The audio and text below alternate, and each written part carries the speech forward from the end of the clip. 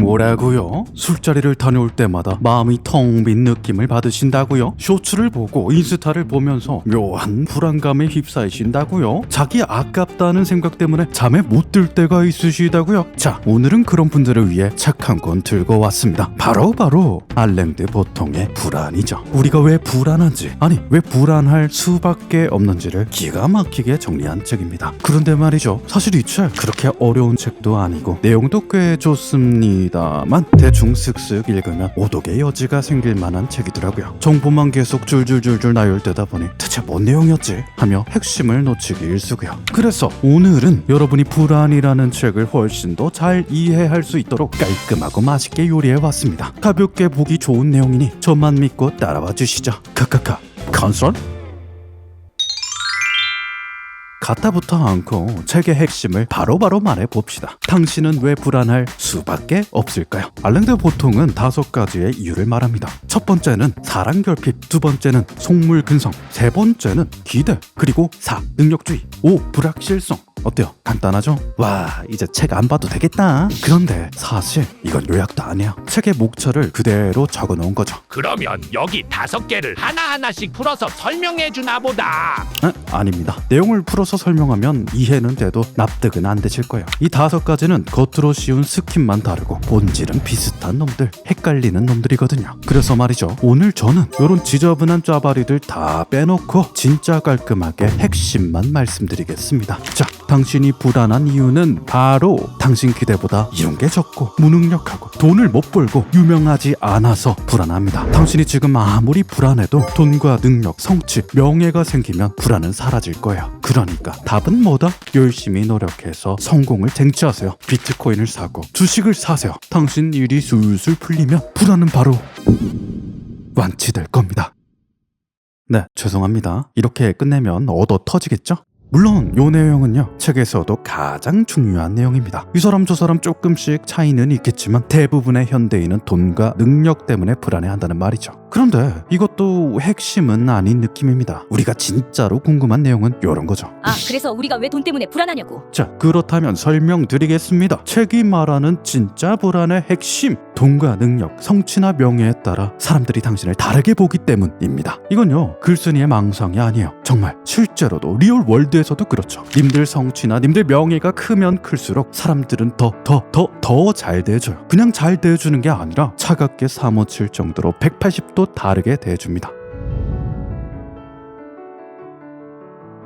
잠깐 제 예시를 들어볼까요? 저는 제 성취가 투명하게 비치는 직업을 가졌습니다. 뭐냐? 크리에이터죠. 과거에 저는요, 정말 개고생을 하면서도 채널 2년차까지 구독자가 몇백 명인가 몇천 명이든가 하여튼 대단히 적었었답니다. 그때만 하더라도요, 밖에서 제 직업을 밝힐 때면 항상 분위기가 싸해졌어요. 그러고는 다들 머쓱한 웃음을 지으며 김송씨 구독해줘야겠다 고 말했죠. 제 직업을 듣고부터 사람들 대부분은 정말 은근히 불친절해졌고 미묘하게 퉁명스러워졌습니다. 알게 모르게 저를 내려다보는 그 은근하고 미묘한 분위기는 뭐라 설명할 길이 없습니다. 몇몇 무례한 사람이 대놓고 정신 차려라, 포기해라, 생산성 있는 일을 하라 는 말을 입 밖으로 내주지 않았더라면 저는 지금도 저만의 착각이었다고 여겼을 테죠. 그분들에겐 정말 땡큐 합니다. 그런데 여러분, 지금은 어떨까요? 사람들은 이제 제 직업을 들을 때면 입을 가리고 동공이 커집니다. 와 골드 버튼 이전과 달리, 아니지, 제가 지위가 낮을 때와 다르게 모두가 과할 정도로 존중해주고 모두가 과할 정도로 친절합니다. 제가 무슨 말을 하든 귀 기울이고 몇 번 안 본 사람들도 엄청나게 친한 척 해주죠. 심지어 저에게 띠껍게 굴던 사람조차 제 성취를 듣고 나서는 자세를 고쳐 앉고 무척이나 친절하게 대해줍니다. 저는 고작 1년 2년 만에 이런 큰 변화를 겪었고 누구보다 뼈저리게 느끼고 있죠. 여러분, 물론 돈은 그 자체로도 중요합니다. 자동차, 식세기, 로봇 청소기, 정수기, 얘네 보세요. 우리 삶을 짱짱하게 업그레이드 시켜주지 않습니까? 그런데요, 여러분, 진짜 중요한 건 돈 그 자체가 아닙니다. 적어도 이 영상을 보는 여러분이라면 지금 당장이라도 돈을 벌 수 있습니다. 지금 당장도 충분해요. 먹고 사는데 지장 없을 정도. 아니, 당신은 지금 무슨 일을 하든 1, 2년만 자리 잡으면 제가 말한 것들 다 사고 월세도 안 밀리고 삼시세끼 다 챙겨 먹고 취미생활도 할 수 있어요. 하지만 우리의 찐 불안은 아반떼를 외제차로 업그레이드하고 반지하를 한강뷰로 업그레이드해서 남들한테 무시당하고 싶지 않은 마음에서 오죠. 윌리엄 제임스가 심리학의 원리에서 말했던 것처럼 인간에게 무시만큼 잔인한 고문은 없습니다. 우리가 10,000원짜리 카시오 시계보다 2억짜리 롤렉스 시계를 원하는 이유는 성능이 더 좋아서가 아니에요. 그냥 롤렉스가 내 손목에 있고 한두 명이 호들갑 떨어주는 것만으로 주변 사람들의 시선이 180도 달라지기 때문입니다. 그래요. 당연히 칭찬에 휘둘리지 않고 비난에 상처받지 않는 게 이상적이죠. 그걸 모르는 사람은 없어요. 하지만 현실에서는 임파서블이기 때문에 어디까지나 이상인 겁니다. 인간은 그 누구도 스스로를 확신하지 못해요. 내 자동차, 내 집, 내 가방, 더 나아가 내 직업, 내 친구, 내 연인을 보고 사람들이 당황하고 머쓱해하는 순간 우리는 스스로를 가치 없는 사람이라고 의심하게 되죠.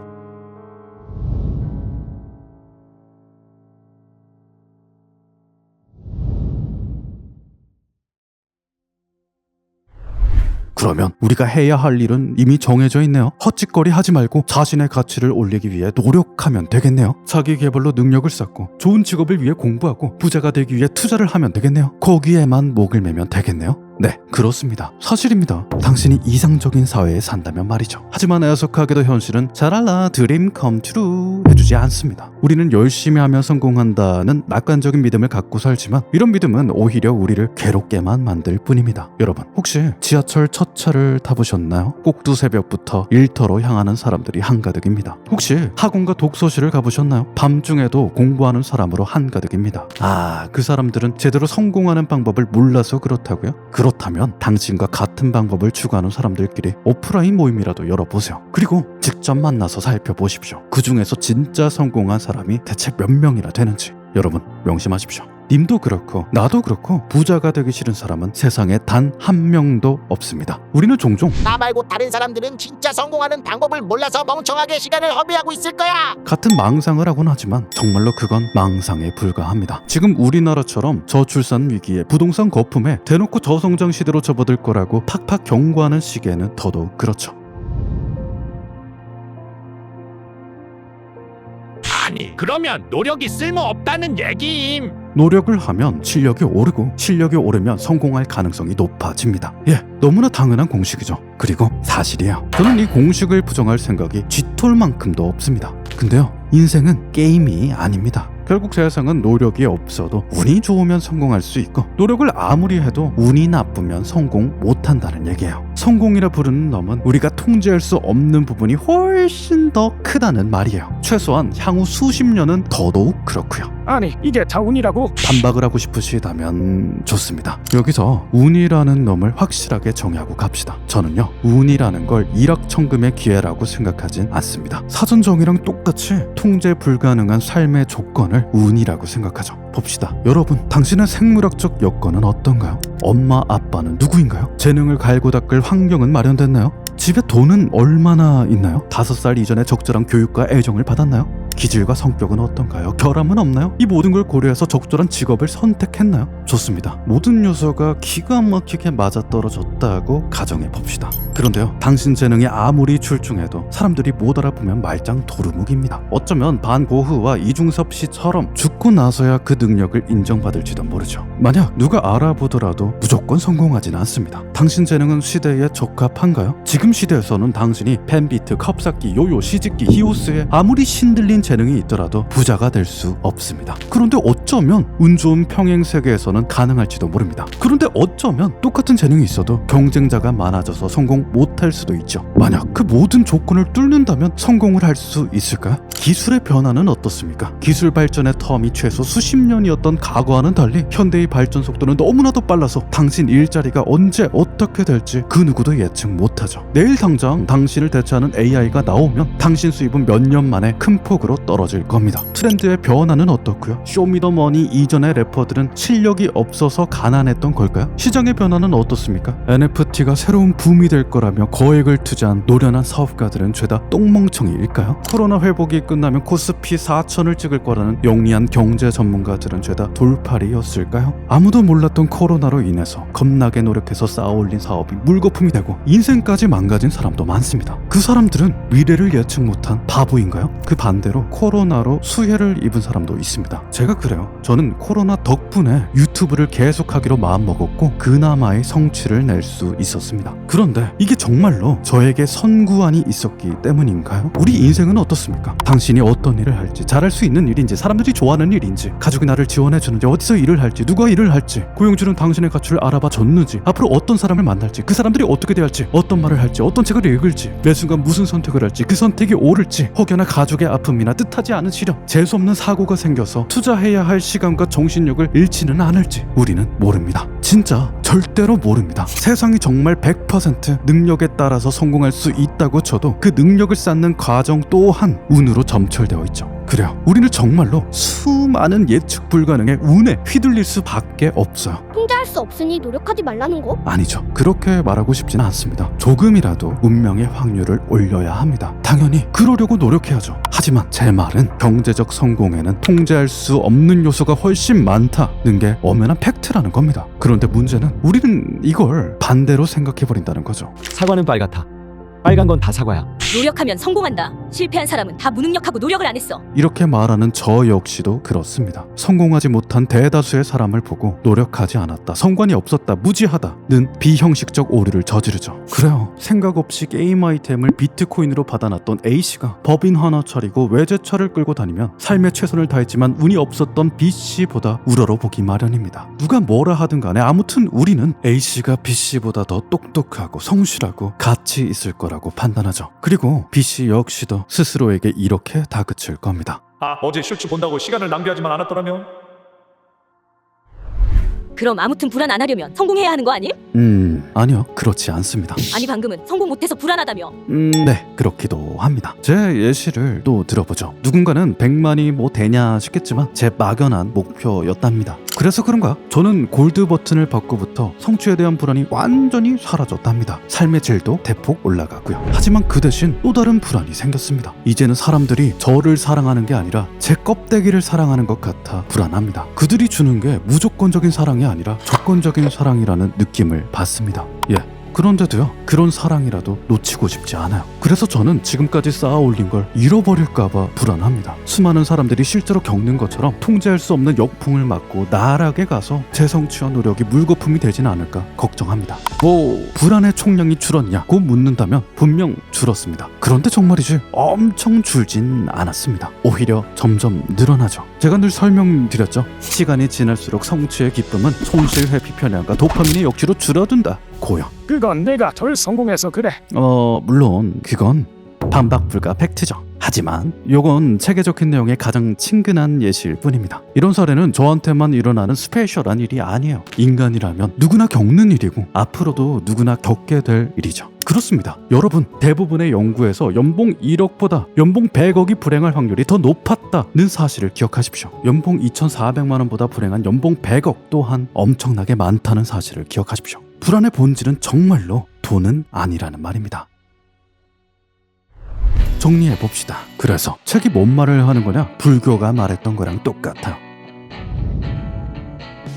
우리는 진실, 트루, 팩트랑은 1도 관련 없는 비합리적인 믿음을 가진다는 거고 그 불합리한 믿음 때문에 괴로움의 늪에 빠진다는 거죠. 성취 불안은요, 정말 복잡해 보이지만 하나하나 떼어보면 본질은 꽤 심플합니다. 이 모든 문제가 돈이 있으면 사랑받아야 한다는 우스꽝스러운 믿음에서 나오는 거죠. 조금 혼란스러운가요? 걱정 마세요. 더 정리해보죠. 자, 당신을 포함한 모든 사람들은 경제적으로 성공한 사람은 사랑받아야 마땅하다고 굳게 믿습니다. 줄여서 성공은 사랑, 돈은 사랑, 능력은 사랑이라고 믿습니다. 그래서 우리는 본능적으로 사랑과 인정이 고플 때마다 사랑받고 싶다.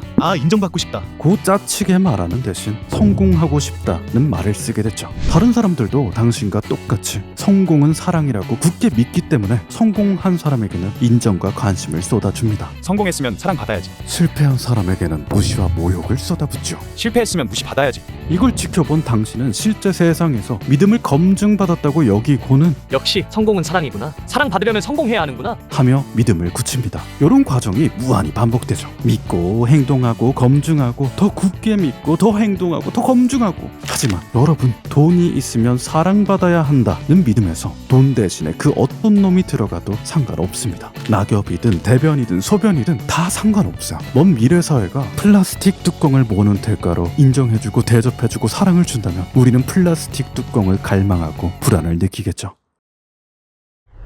그러면 해결책이 뭐임? 그렇습니다. 이러니 저러니 해도 중요한 해결책이 없으면 말짱 도루묵이겠죠. 자, 심리치료에서 가장 많이 쓰이는 방법 중에 인지행동치료라는 게 있습니다. 뭐 어디서 들어본 것 같다, 그죠? 방법은 아주 간단합니다. 왜곡된 신념이, 잘못된 믿음이 우리를 불행하게 만든다면 안 좋은 구닥다리 믿음을 더 좋은 믿음으로 바꿔 끼우면 되겠죠. 사실 이건 인지행동치료라는 개념이 나오기 훨씬 전부터 사용되던 방법이에요. 예시를 들어봅시다. 고작 100년 전까지만 해도 서양 사회에서는 흑인과 동양인이 차별받아야 마땅하다는 믿음이 너무나도 당연한 거였습니다. 여자가 남자보다 열등하다는 믿음이 너무나 당연한 거였죠. 한반도에서는 머나먼 옛날부터 사업가들이 멸시받고 천대받아야 한다는 믿음이 너무나도 당연한 생각이었습니다. 하지만 지금 쳐다보면 그땐 대체 왜 그랬나 싶을 정도로 터무니없습니다. 왜냐? 수많은 사람들이, 더 많은 사람들이 이런 믿음이 불완전하고 잘못되었음을 인정하고 더 좋은 믿음으로 갈아 끼웠기 때문입니다. 부처님도 예수님도 소크라테스도 공자도 심지어 칸트, 니체, 마르크스, 흉도 모조리 이런 방법을 사용했습니다. 기존의 믿음이 왜 잘못되었는지를 알려주면서 더 좋은 믿음을 세우는 거죠. 자, 그럼 해봅시다. 돈은 전부가 아니다. 성공은 우리의 망상이다. 오, 뭔가 되는 것 같아요. 자, 그러면 조금 더 디테일하게 가봅시다. 외제차를 탄 법인 대표 A씨가 중고 마티즈를 타는 B씨보다 하찮고 멍청할지도 모른다는 사실을 머릿속으로 되새겨 봅시다. 됩니다. 돼요. 그러면 이제 현실에 나가서 A씨와 B씨를 만나봅시다. 아마요, 대부분의 사람들은 여전히 B씨를 편하게 대하고 A씨를 어려워할 겁니다. 분명히 머리로는 잘못되었다고 생각하면서도 우리는 결국 그렇게 행동하겠죠. 자, 이번에는요, 조금 더 직관적인 예시를 들어봅시다. 당신이 플라스틱 뚜껑이 돈보다 가치 있다고 믿으면 찐으로 그렇게 느껴질까요?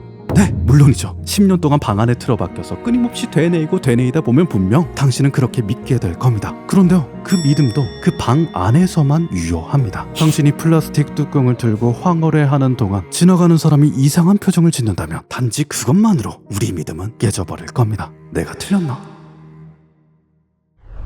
방금 전에도 말씀드렸죠. 인간은 누구든 자기 스스로를 확신하지 못합니다. 남들 말에 영향을 겁나게 받아요. 당신이 상남자든 상여자든 간에 세상 사람들이 다 아니라고 하면 필연적으로 의심과 불안에 시달리게 되죠. 그것이 인간이니까. 우리는 결국 뭐다? 세계 내 존재다. 이러니 저러니 해도 상대성의 현실 속에서 살아간다. 쉽게 말해서 아무리 방구석에서 돌을 닦고 책을 읽고 철학을 배우고 예술을 하고 종교를 믿어도 결국 문을 열고 현실을 마주하면 우리의 믿음은 다시 제자리로 돌아올 수밖에 없고 우리는 또다시 불안에 시달리게 되죠.